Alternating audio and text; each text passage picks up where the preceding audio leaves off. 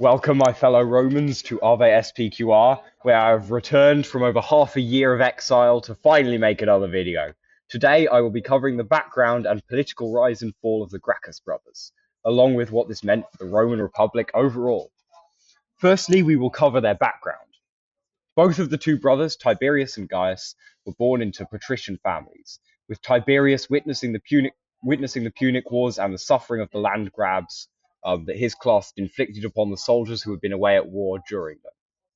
Whilst he and his family were patricians, their experience and the fact they realized they could gain political power from it gave them a name that lent towards the Populares faction in the Senate. They believed that populism would be a way to increase their own power, as well as having a genuine sense of duty to help those that had suffered under the hands of the patrician land grabs of the Punic Wars. Now, with their background and motives for the beneficial reforms they desired to introduce covered, we can move on to the reforms that they attempted to get through themselves and the practical action they would try to introduce in order to improve life for the plebeians and to gain political power for themselves. Tiberius became tribune of the plebs in 133 BC. Tiberius's attempts to pass through land reforms were vetoed, after which he used his own veto to shut down Rome by not allowing anything to be opened or start up. This terrified the Council of Tribunes and the Senate. Despite making some progress with his reforms, he would be clubbed to death by the senators, led by the Pontifex Maximus, who was the head of religion in Rome. This was especially outrageous, as you were not allowed even to touch the tribune, who was meant to be sacred, never mind kill him. And so the Pontifex Maximus, the head of Roman religion, doing this act that was considered impious, would have had an extra sense of outrage for the people at the time. Gaius Gracchus, his brother, would then attempt similar populist reforms after becoming tribune of the plebs in 123 BC and again in 122 BC. He helped the plebeians through changes regarding tax farming and also changed the laws so that Roman citizens could not kill each other, even if the one killing was a patrician.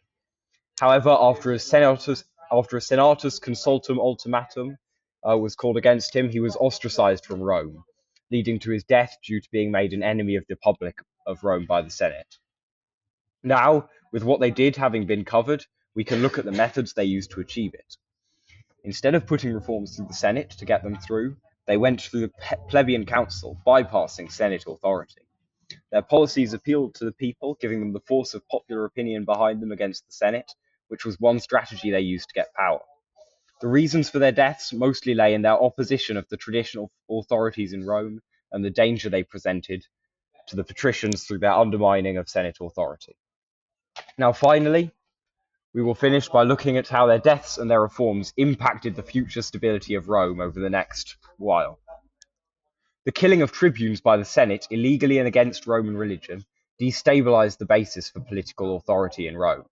On top of this, Tiberius Gracchus had kicked another tribune out against the law.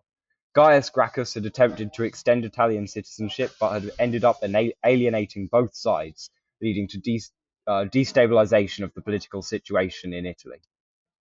He also took the right to collect tax away from the senators and patricians and gave it to the equites, who were the sort of middle class of Rome, destabilizing the tax system and taking it away from the elite. After difficulties in the Jugurthine War with senatorial corruption, many people felt ready to take an anti-Senate stance as well, showing the destabilized nature of Rome in the wake of the actions of the Gracchae. This has been my video on the Gracchae. Sadly, the Senate have issued a senatus consultum ultimatum against me, and so my upload schedule will be just as disgraceful as always as I flee into exile. For now, valete et ave SPQR.